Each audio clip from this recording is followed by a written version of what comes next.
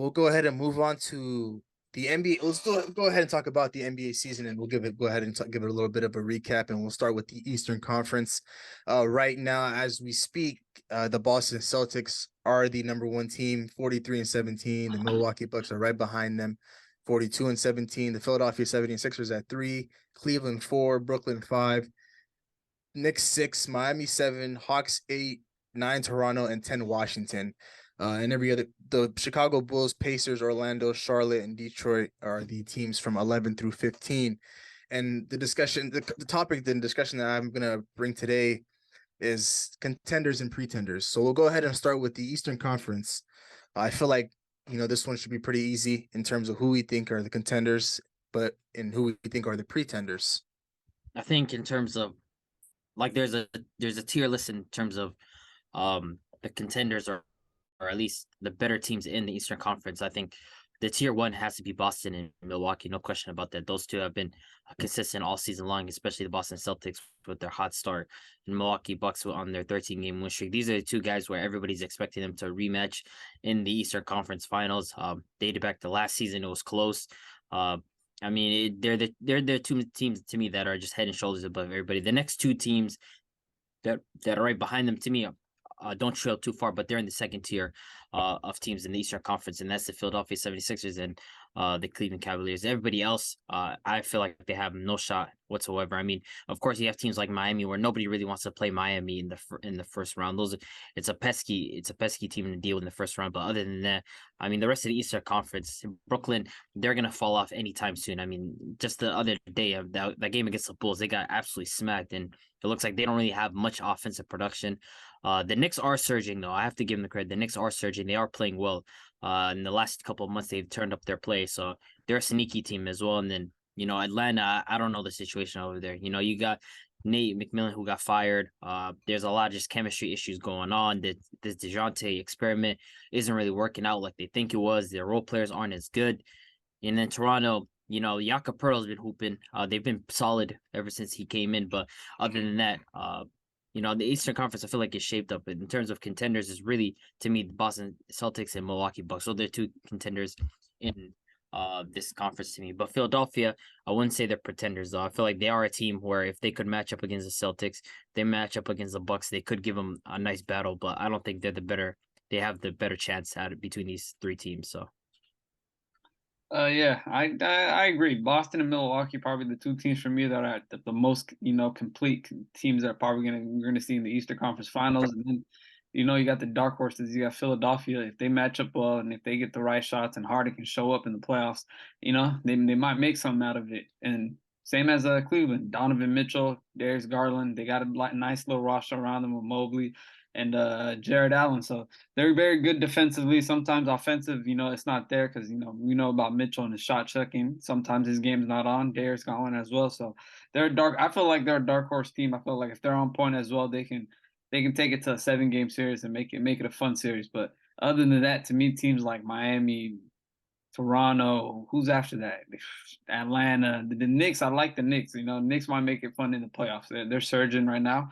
Julius Randle, Brunson, two of those guys, they're both hooping out of their minds. If RJ Barrett can step up and start performing, who knows what they can do in the playoffs? But I wouldn't say they're a contender team. And then you got other teams like Chicago, Washington, teams in Indiana on the brink of making the play-in and stuff like that. I do expect Brooklyn to fall into that play-in. I don't expect them to hold that fifth seed. They're not looking too good. They're not looking too good. After KD and everybody left, they're sitting at I think how much wins? 20 or 35? The Brooklyn Nets 34-25. 34 and 25, yeah. I don't expect them to hold that fifth seed. I expect them to fall back into that play-in. Expect another team like maybe Toronto. They're on a 5-game win streak. I think they're 7-3 in their last 10. They made a trade for Jacob Potto. He's been helping a lot, so I expect them to move up a little more. But other than that, Milwaukee and Boston, that's what I expect in the Eastern Conference Finals. I think you guys all said everything that I was going to say. But like I said in our last episode, there is a team that I want to get to that, play in the Eastern Conference, and that's the Miami Heat. Sitting right now at the 7th seed, 32-28. They're currently on a 3-game losing streak, and as we speak right now, I believe they're losing to the Charlotte Hornets. What's been the most disappointing thing about the Miami Heat so far this year, Abdi? Pat Riley's incompetence, 100%. This has been the number one thing that anybody can see straight away from this roster. I mean, like to constantly expect Spoelstra to turn water into wine is just ridiculous, man. I mean, literally on trade deadline day, your teams are making moves, right? Guys are getting Kevin Durant, guys are getting Kyrie Irving. Teams are getting Eric Gordon, Bones Highland, and Mason Plumlee, and Jakob Poeltl to Toronto. You're seeing all these different teams making moves, and Vanderbilt and D'Lo to the Lakers. Don't forget that. the Lakers are making moves. Like, and then you Josh Hart, of course, to the Knicks, and then you come to Miami Heat, and we're signing guys on 10-day contracts. Like, that's the most disappointing part. Has been Pat Riley's incompetence. I mean, for us to have to start 6'4" Caleb Martin at power forward for practically the entirety of the season up until this point has just been a disgrace. I mean, Tyler Hero has regressed a bit, especially since his hot start. I think he kind of took a step back a little bit, but it's really not on him. He shouldn't have to be the best 3-level scorer in this team, right? If we had gotten someone like Donovan Mitchell, or if we had filled up that power forward spot with any other guy, whether we had traded for Jeremy Grant, whether we have gotten Christian Wood, some sort of upgrade at that power forward position, Miami would be doing much, much better at this point. But the most disappointing part has definitely been Pat Riley's incompetence, man. I mean, Jimmy Butler, he's literally 33, right? Jimmy Butler, he's a guy that shows up in the playoffs, but he has a lot of mileage on him. These regular season games, they take a toll on him. And Bam, of course, he's gonna hold the strings for this team. He's gonna carry this team as much as he can. But we need more talent, man. Kyle Lowry's just been dog shit. Kyle Lowry's just dog shit. Like I even the idea of Westbrook would have been better than what Kyle Lowry offers. And so, you have an incompetent point guard. You're small at the forward position. You don't have no depth. I mean, at some point, like, you just can't compete with these other teams. We thought, okay, well, we're the number one seed last year. Next year we're going to be perfectly fine. Of course not. Boston re-upped. They got Malcolm Brogdon. I mean, they got Danilo Gallinari. I know he got hurt. The Bucks, they're just waiting for Chris Middleton to get healthy, and of course now they picked up Jay Crowder. Like, is Miami? It all comes down to Pat Riley's incompetence. That's been the most disappointing part for sure. For me, I'd be tapped on the undersized on the front bigs. Bam's playing as a center. He's an undersized power forward. Not an undersized power forward, but he's a very undersized center. He's not supposed to be playing there. And then you got Kyle Lowry as an incompetent point guard and no depth on the bench. There's a lot going into it for the Heat. I feel like, they're relying a lot on Hero, Butler, Bam, and then hopefully what Spoelstra can cook up on the bench with these 1-year guys he finds off the streets, and he just plugs them in. Guys that we don't know. I respect it because he does turn them in, and these guys work and they play good. But I mean, once you see the Celtics, once you see the Sixers, once you see the Bucks, it's like, it's tough, if you feel me. So for me, I feel like, if they can get another big, and if they got Russell Westbrook in the trade deadline, it would have been a little different. But there's a lot to go into this offseason for them. Last offseason coming in, I feel like it was, they could have had an opportunity to get Donovan Mitchell or make a grab for Zach LaVine or another electric shooting guard that can, score for himself. I feel like that's what they're missing on their team, but they didn't make that move. Again, it goes on Pat Riley. This trade deadline, he didn't make another move. Again, that goes on Pat Riley. So it's a lot to bring in. I feel like, they're going to not make much noise in the playoffs, but going into this offseason, he's going to have to reshape this team and, hopefully continue on with Jimmy Butler. He's 33, 34.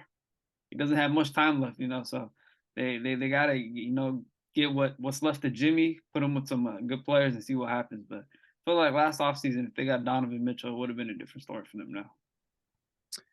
I mean, I'm looking at this roster from top to bottom, and of course you have Jimmy Butler, Tyler Hero, Bam Adebayo on the forefront of it. And Victor Oladipo, I'm not too sure where this guy's been in this entire season. I wouldn't even say he's a good player either. I wouldn't even put him in. Oladipo's solid, but injuries are just waiting for that guy. Yeah, He's been injured a lot. Yeah, injuries have derailed his career. And then, of course, we know Kyle Lowry and his situation, him not being the point guard that, they pictured when they signed him. But, when I think about this Miami Heat team, the reason why when we're talking about this team coming into this year and where we ranked them at in the Eastern Conference, we had them top 5 simply because, we knew Jimmy Butler, Bam, and Tyler Hero were going to be, fantastic. I didn't have him top 5. So Keep it that way. Y'all did, not me. Okay. But yeah, so pretty much why I had them like top 5 was simply because, I thought these guys, with the way they finished off last season, losing in the Eastern Conference Finals and them being the 1 seed in the Eastern Conference last year, snatching that up from my Chicago Bulls. I thought they had the formula down, and I feel like this is the problem with the Miami Heat. And, we saw it, post bubble when they made the NBA Finals, where they always just feel like, we have enough already. Let's just not mess it up. That team in the bubble was so beautiful, and this is way before we even started this whole podcast thing. I said in January of that year, January 2020, it was a game against the Milwaukee Bucks and they beat them, and I was like, okay, this team is gonna be going to the NBA Finals. And not a lot of people weren't really gonna buy into that simply because the Milwaukee Bucks were so strong of a team. The Boston Celtics were still trying to identify themselves as the top dogs in the Eastern Conference. But that team was so complete. You had enough guard depth. You had superstar like Jimmy Butler, and then you had scoring, you had defense, you had bigs, you had spacing. Kelly Olynyk was on that team. That whole roster was perfect from top to bottom. You really can do no wrong. And then they come into next year where they don't make any moves and pretty much they get swept off the floor. I believe they added PJ Tucker that year, and actually no, that was the year they got the Bucks won. So they pretty much did nothing. They got swept. Then they come back and they kind of make some tweaks and stuff like that. And next thing you know, it's the Eastern Conference Finals push, and now we're taking another step back. So this has pretty much been a reoccurring theme for 4 years now, where the Miami Heat are doing great. Next thing you know, they take a step back. They do great again and take a step back. And this is one of those years where they've taken a heavy step back. And I just feel like the only solution and the only way up from here would be acquiring another superstar. I don't think, if you get any, front court help to, help out Bam Adebayo down there, it's going to, move any needles like that. I feel like, at this point, you need a superstar that can run alongside Jimmy Butler in the backcourt. It's plain and simple. Tyler Hero, he's phenomenal. He's amazing. You put him in that tier with, the Jordan Pooles and Maxies, the Simons of this league, but that's pretty much who he is as a player right now. It's nothing more, it's nothing less. But right now, if you want to compete in the Eastern Conference, which I believe can potentially be so wide open when, there's only really 2 teams at the top, and then you have the Sixers that are competing right behind them. The Miami Heat they have no excuse but to be in the discussion. They have no excuse not to be in the discussion for one of the top teams in the Eastern Conference, and that's just where the problem lies. They missing so many opportunities on getting these superstars where, Bradley Beal was rumored to come to Miami, and then there's rumors about Donovan Mitchell. And I believe you mentioned you tweeted something out about them missing out on James Harden a few years ago, where, Miami, the Houston Rockets There was wanted Tyler Kyrie Irving this summer as well because of Jimmy Butler being friends with Kyle Lowry, and then there's the KD rumors as well.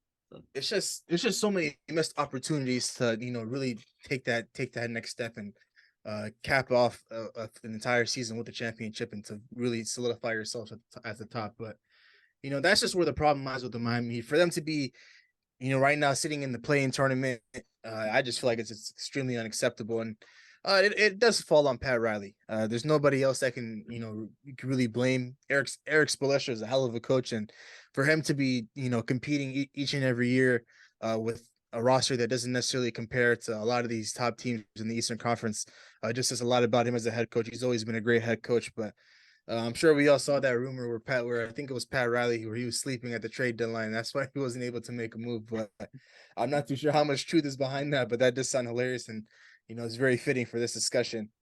And then you have teams like, you have a team like Atlanta that are they're 30-30 right now, sitting at the 8th seed. These guys made a move for DeJounte Murray in the offseason. I believe they traded a couple of first-round picks to the San Antonio Spurs for them. Like Abdi mentioned a couple of days ago, they did fire their head coach, Nate McMillan. I just don't know what the issue is right now. How have these guys not taken a step forward after acquiring an all-star in DeJounte Murray? I feel like their role players just aren't good enough. I mean, I think there's 2 guys who at the trade deadline they're always there, no matter what, death taxes, and these 2 guys, Miles Turner and John Collins. John Collins, for as long as I can remember, has just been available at the trade deadline. And I feel like this was the one time the trade deadline I don't remember John Collins being available just because of his value. I mean, like he doesn't offer much to this team as it is. You know, Clint Capella, he has, you know, he's a solid center, but it isn't enough for them.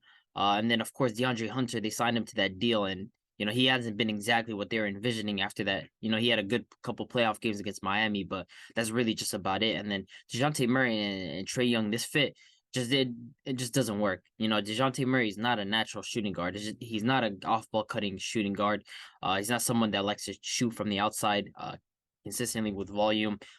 He's just so he needs someone. He has to have the ball in his hands to be effective, and that the same thing with Trae Young. You know, he needs the ball in his hands to be effective. And it's not saying DeJounte's been bad. I think DeJounte's actually been pretty good, but it's just a fit between these two. It doesn't seemingly work out. It's not as much as a natural shooting guard being in that position, but of course. You know, you have Trae Young who started off really, really slow just to begin the season. Yeah, he picked it up these last couple months, but he started off the season really slow.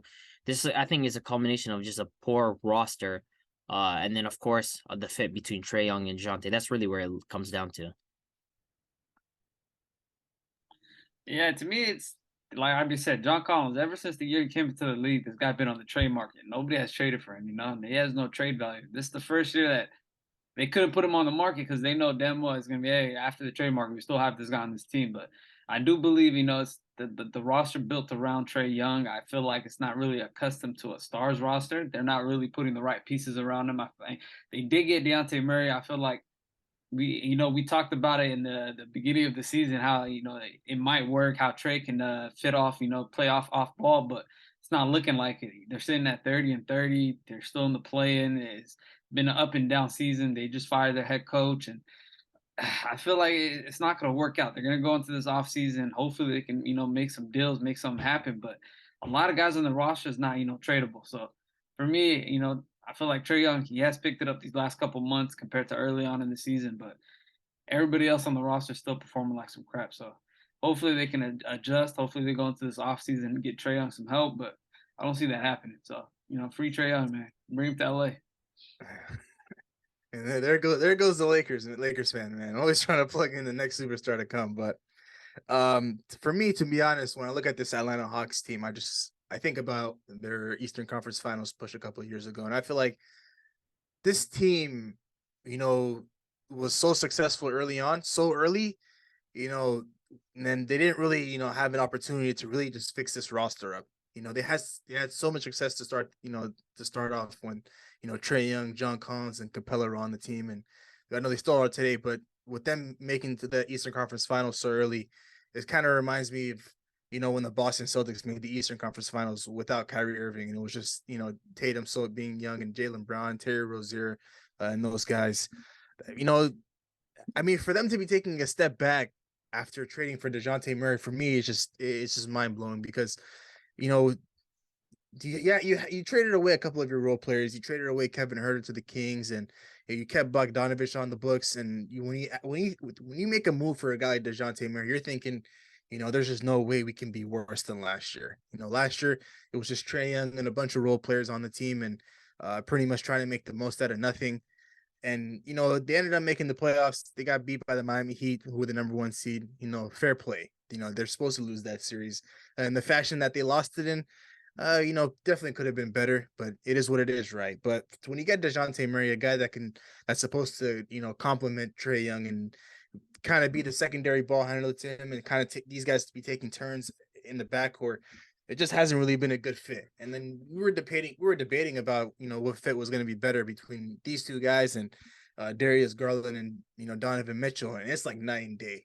There's like pretty much no problem in the backcourt in Cleveland when it's Garland and Mitchell. These guys know, Garland can do his thing, but he's going to put a lot of emphasis on the facilitating and running the show. And Donovan Mitchell's a walking bucket. He's the best shooting guard in the league right now, and it's pretty much not even close.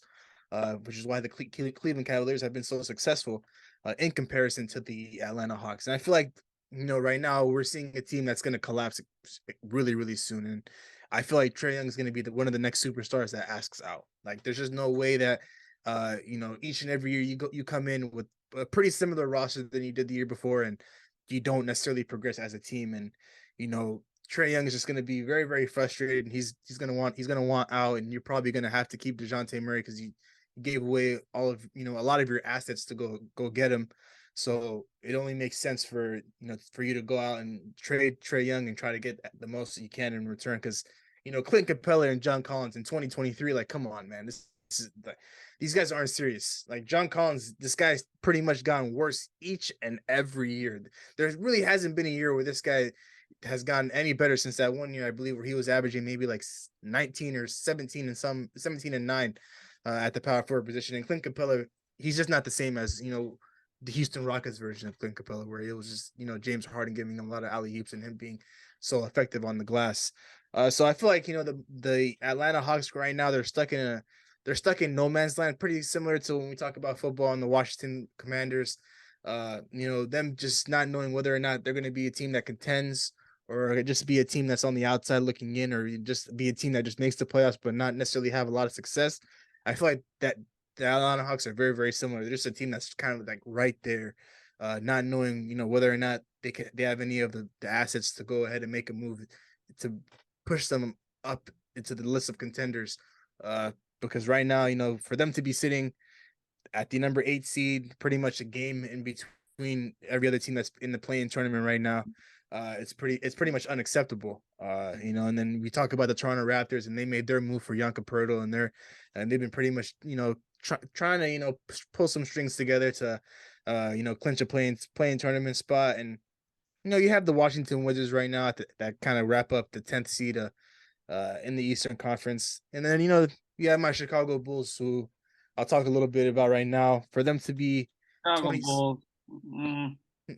I mean, for them to be 27 and 33 and sitting right now at the 11th seed in the Eastern Conference right now, it's been pretty much disappointing to watch, and just disappointing as a whole. When we talked about this team, a couple of months ago, we said these guys should be looking to blow it up and looking to trade at the trade deadline. And when the trade deadline came, these guys are one of the few teams that didn't make a single move. Didn't necessarily understand it, but at this point, with the way the season's been going, it is what it is. And there's a lot of problems that's going on, and that's pretty much been wrong for the Chicago Bulls this year. And we can talk about Zach LaVine pretty much taking a step back, and DeMar DeRozan, although he made the All-Star game, a lot of people can argue that he wasn't deserving of that spot. Nikola Vucevic, there's not a lot I can say about that guy, or anything more I can say for how inconsistent that guy is as a big man in this league. Some nights he's going to give you, 24, 25, and 13. And other nights it might be 12 and 8. Like, you just never know what to expect with Nikola Vucevic. And then, of course, with Lonzo Ball being out for the entirety of the season, they've really been lacking at that point guard position. We just signed Patrick Beverly, and it was good to see him, blow out the Brooklyn Nets, but for him to come in and already be the starting point guard of our team pretty much says a lot about the guard depth of this team. A guy that I thought was going to take the next step in Lonzo's absence really hasn't taken that next step, and that's Ayo Dosunmu, a guy that's pretty much took the league by storm his rookie year and went under the radar, and people were saying he was underrated his rookie year. And next thing you know, doesn't necessarily take that next step. And there's just a lot of problems that lie with the Chicago Bulls team, and I'm sure you guys got a lot to say more than me, so I'll go ahead and give you guys the floor. To be honest, LaVine, of course, early on in the season we criticized him, but in these last couple of months, I think LaVine has been pretty damn good. I think he's averaging like 26.5 on like 46% from the field and like 38% from three. So, he's definitely turned up his play, and DeMar DeRozan is always going to be a nightly 25. But once you go outside the realm of those two, I mean, really, what does this roster have to offer? The point guard position has been lacking. Ayo Dosunmu didn't necessarily take that step that we thought he was going to take. Caruso is always just going to be a backup point guard that comes in and gives energy. He's not really someone that's going to be a lead guard for his team. Patrick Williams has shown flashes, but really hasn't been enough to justify his draft value that he came in with. He hasn't been exactly what we thought he was going to be. And Vucevic, one of the more inconsistent big men, and of course defensively a nightmare. So really, this team that lacks front court depth, that just really lacks anything out of the two players in DeRozan and LaVine. They're not really built for success. They don't have much to offer on this roster. When you look at it outside of Zach LaVine and DeRozan, that's just all that the Bulls are made up of. They never really had a good front court. Vucevic isn't what we think he is. And then it's just the roster construction. You know, when you miss a point guard like Lonzo that's able to get guys easy shots and put guys in positions to succeed. I mean, it really hurts the team. But it's even just bigger than Lonzo. I mean, I just don't think this roster is good as it is right now. There's nothing that speaks to me. It's somewhat similar to what Atlanta is facing. But at least Atlanta has some front court pieces. The Bulls really don't have anything. So. Yeah, the Bulls are just looking at that roster. After DeRozan, Levine, I'm not gonna even give you Vucevic. I swear, I can't. Don't give me don't say Woosh. Don't I say can't even give you Vuce. Like when I watch that guy play, I'm disgusted with him. Another guy, Patrick Williams, we expected him to outburst, explode, but he's playing like some crap. And then, like you said, Ayu, I can't pronounce his last name. I don't want to butcher it. The Sumo, there we go. He hasn't taken the leap. Forgot about Kobe White. That guy's trash. And then you go to the list of Andre Drummond, Goran Dragic, Daniel Jones Jr. It's like this roster's not, really. It's not built well. You got DeRozan, you got this guy. It's two pieces. You're missing Lonzo for the year. I really did expect you guys. When we traded Westbrook to the Jazz and he was about to get his buyout, I said, Chicago might be a spot he can go to. They do need a runner like him. They do need a point guard that can push the ball at the pace that he does. But I guess he wanted to stay in LA. But other than that, to me, DeRozan gets his 25. He calls it a night. Levine gets his 25. He calls it a night. You guys are on a 6-game losing streak before blowing out these Brooklyn Nets, and beating the Brooklyn Nets now it's not an accomplishment. So to me, it's tough. I do expect Levine to leave in the summer. I do expect you guys to totally rebuild. Probably DeRozan's gone too. I mean, guys like Vucevic and Patrick Williams. I mean, if y'all want to keep him, y'all keep him. But the two other guys, they're gone for sure. And we don't even know about what's going to happen with Lonzo Ball when he comes back. We don't know if he's really entirely going to be healthy with his knee. There's reports talking about a lot of doctors are surprised about what's going on with him. He still can't fully functionally walk or run, or it's tough for him. So we don't know what's going on with that. Y'all paid him what was it, 4 years, $80 million? So it's a lot of money down the drain for an injury with a guy like that. So it's a lot to go, this offseason. I feel like maybe I don't know if you guys can make this push for the play. You guys what, a game or two out? Yeah, a game out. I feel like the Wizards are a little bit more complete than y'all. So I don't know if y'all gonna make this plan. So yeah, going into this offseason for y'all, it's a lot of questions. A lot of questions. So we'll see what happens. I mean, best way I can put it, man, is just we just suck, and we're pretty much about to blow everything up this offseason. Not going to be surprised one bit. But that wraps up the Eastern Conference. We'll go ahead and move on to the Western Conference. Of course, at the number 1, we have the Denver Nuggets, Memphis right behind them, Sacramento at 3, Phoenix 4, Clippers 5, Dallas 6. Now we go ahead and move on to our playing teams. We have the Hornets, not the Hornets. We have the Pelicans, the Minnesota Timberwolves, the Golden State Warriors, the Utah Jazz, and then the 3 teams that are kind of in that race for that last play-in spot, the Oklahoma City Thunder, the Portland Trailblazers, and the Los Angeles Lakers. So with the way the Western Conference is shaping up, I believe, of course, we can all agree it's more competitive in the Eastern Conference. Pretenders and contenders, who do we think fall on what side on what side? The Denver Nuggets are definitely a contender. I have the Grizzlies as a contender. I have the Clippers as a contender. I have the Phoenix Suns as a contender. The Warriors is one of the teams that I don't really have as a contender because I don't know, man. I feel like this is the time where it might be the window might have closed for the Warriors in this one. Like when I watch this team without Steph Curry, it's so unrecognizable. Like when I'm watching this team and how they play, it's like they have Draymond Liddy, like he needs to give Steph like half of his money. Like real talk. Like when Steph is not there, Draymond is probably one of the more useless players on the court offensively. Like this team really lacks an identity when Steph goes out, and it feels like Wiggins is kind of taking a step back. And of course, I feel like that is because of that injury that he sustained and that took him out for a while, and he's starting to get his feet under him.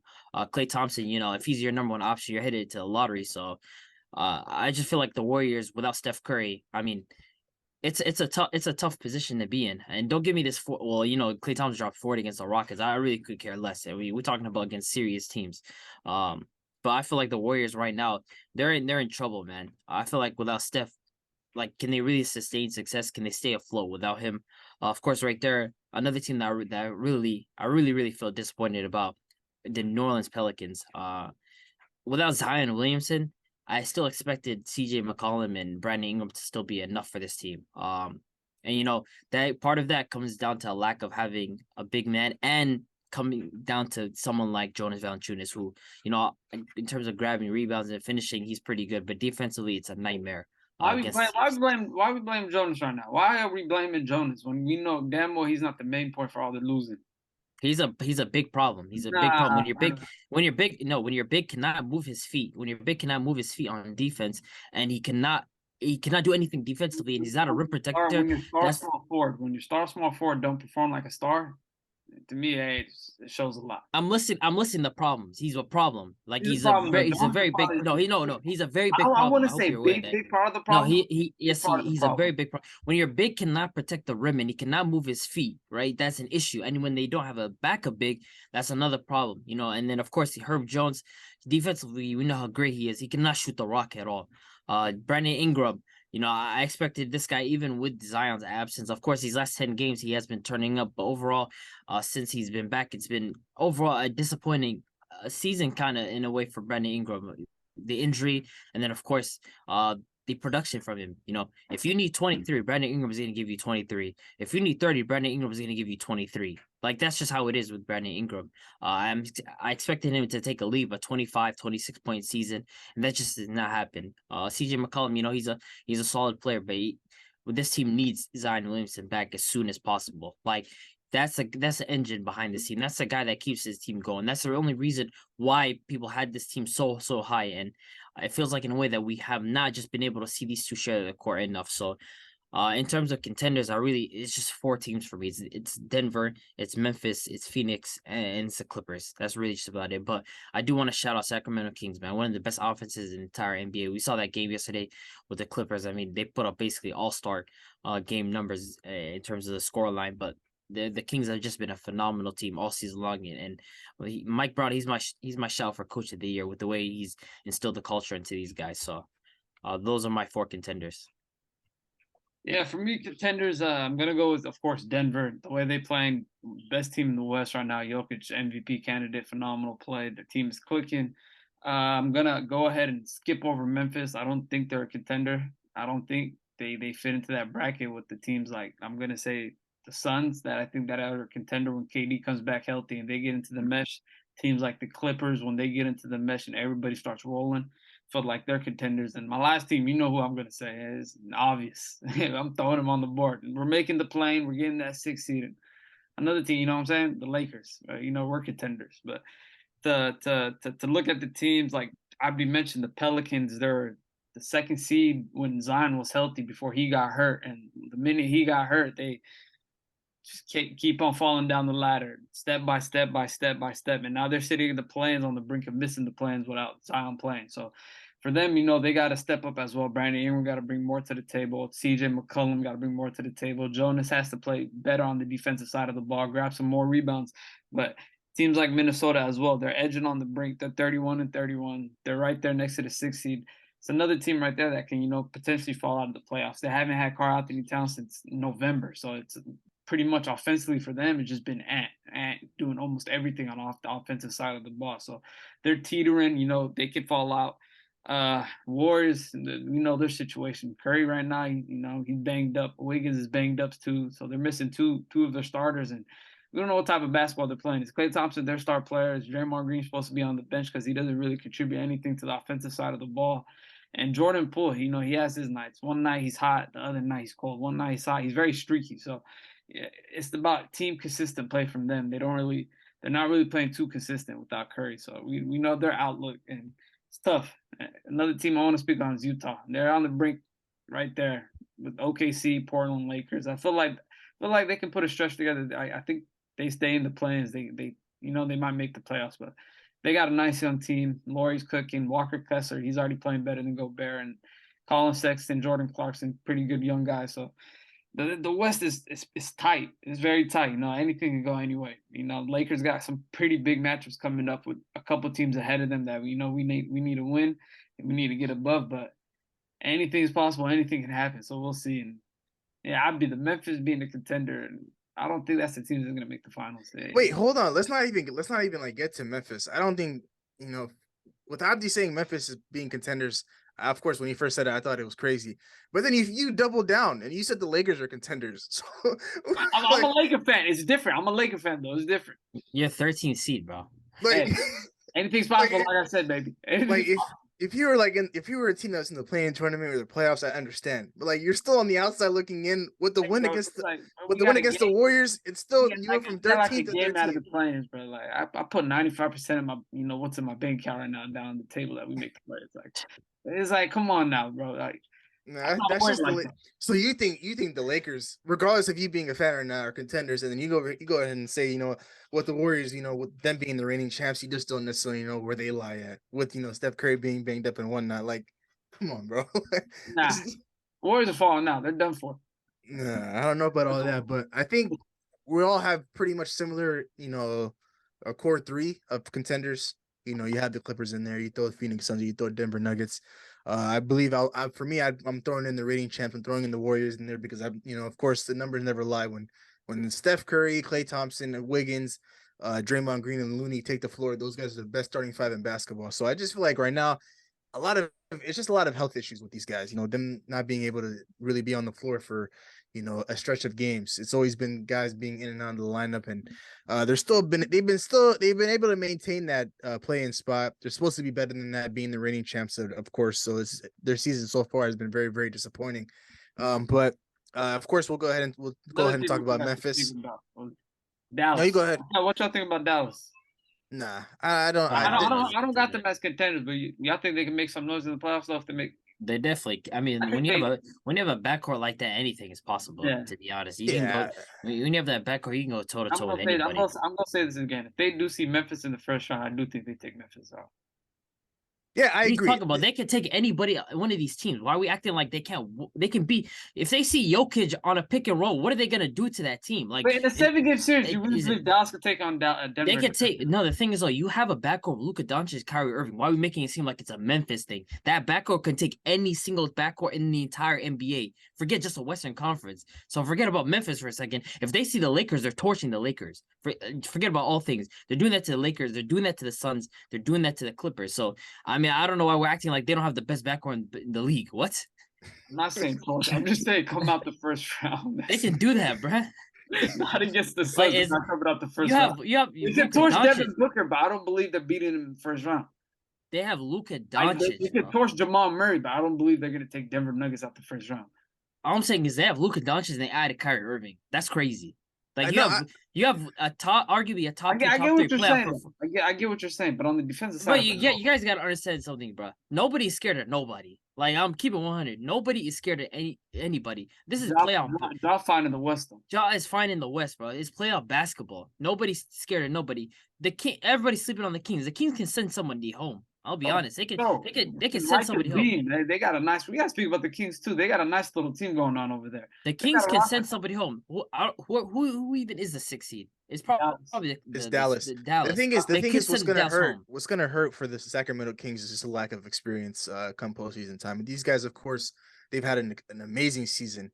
They've exceeded all expectations. Everybody that said they were going to be a team that's going to be on the outside looking in for the play-in tournament, they smashed all those expectations and they've exceeded it to a crazy degree. But the only thing that I feel like that's going to hold them back is just experience come postseason time. So of course, when they make it, they have that coaching experience though. Yeah, but that's different though. He's been guiding them well so far this season. You could tell it's a lot coming from the coaching side. Yeah, but De'Aaron Fox is built for the playoffs. They've been closing out games. I'm not gonna lie. The way that they've been closing out games, the way they've been performing late games, fourth quarters, and everything, it comes from coaching. De'Aaron is built for the playoffs. I mean, guys like Sabonis, he can hoop. He's been in the playoffs. I feel like Malik Monk, he's been performing well. I feel like he's ready for the lights, and I don't know. A lot of these they just seem like an unafraid team. No, they'll give anybody they play a run for their money. There's going to be an interesting series regardless, but I can't really picture them getting out of the first round. And of course, I agree. Nobody's scared of nobody, but we think. I mean, that's you sound like the Memphis Grizzlies right now, but it is true. It is the truth that what you're saying. But For Memphis Grizzlies to be a contending team, I personally just do not see it. These guys lack superstar depth, superstar help, and outside of John Morant's been pretty much, you sprinkle in Jaren Jackson Jr., the All-Star. Then you throw in Desmond Bain, and Dylan Brooks is garbage. I think we can all agree on that. And this team isn't necessarily built to be a championship contending team, and it doesn't matter if you have a lot of heart. At the end of the day, you got to have some talent, and a lot of these guys on the team outside of John Morant don't necessarily have the craziest amount of talent, which is why I feel like they don't match up nearly close to any team that it's in my contenders list. You throw them against the Denver Nuggets. I think that series is interesting, but it's like probably a 6-game series. Phoenix, they don't stand a chance. Clippers, they don't stand a chance. Warriors, they don't stand a chance. So I just don't, and I don't think they stand a chance against Dallas either. I mean, it could be an interesting series, but we like you they're said, taking any of the teams you just mentioned to 7. I'll be honest. nah, they're not for starters. They're not taking the only Warriors. only team that might be questionable is Phoenix Suns because You said they don't really have anybody to guard KD on that team. That's the only issue. Memphis. You said Memphis taking Denver to 7. They're taking them to 7. They're taking the I Warriors don't to think- 7. I don't They're think taking the Denver. Clippers to 7. They're taking Dallas to 7. They're I taking don't all think those teams to 7. I don't think Clippers. It's just the Phoenix Suns that's a problem because they don't have anything for KD. They don't And got that's the one anything reason for why Kawhi, though. they try to make a move for OG. What they got for Kawhi? I mean, Kawhi's Kawhi. I'll be honest, but that team has PG as well. So I mean, Let's be real, man. They don't stand a chance against the Warriors, man. They definitely do, bro. Like, be serious, bro. Why you mention? How you gonna clown him about the Lakers, but you gonna bring up the Warriors? We got the same record. He's talking like, bro, about. come But on, it's man. two different. But yes, the Warriors and the Lakers, their records are very very close. We've been injured. Y'all Completely been different seasons. Completely different seasons, bro. Like it's not even close. Playing with Curry as well when he was healthy. It wasn't no difference. I ain't gonna lie, you like. Let's not act like even. What do you mean? These guys were a top 3 team last year. Difference. It was the same thing with Curry playing. You guys were 2 games ahead of us. No difference. You guys were stuck in the plans and we're our spot. It's literally no difference. Curry gets hurt, still the same spot y'all at. We get AD back. We If Steph Curry is healthy for majority of this season, and there's not necessarily a lot of problems in terms of health, which is of course it's fair. It's injuries you can't really predict. Just with Steph Curry alone, these guys are not in the play-in tournament right now. It's the honest truth. It's the honest truth. These guys are, I would probably give them a 6th seed, maybe 5th seed, but that's the best I'll give them. They're not really good enough to be in any of the top 4 right now with the way the roster is constructed. With Steph Curry alone, with him missing a chunk of games and him being in and out for the last couple of months, that's the only reason why these guys have been taking a step back and why they're going to be a play-in tournament team, come April. But with the Lakers, there's been a whole lot of problems. You start off with the entire season with Russell Westbrook and that drama, and of course the 80s being in street clothes for majority of the season. LeBron James, him trying to pretty much take this team to the play-in tournament. And the roster just not being so good. Now we locked. Yeah, but the roster wasn't good from the beginning of the season. Like, it just got good. Your roster just got good.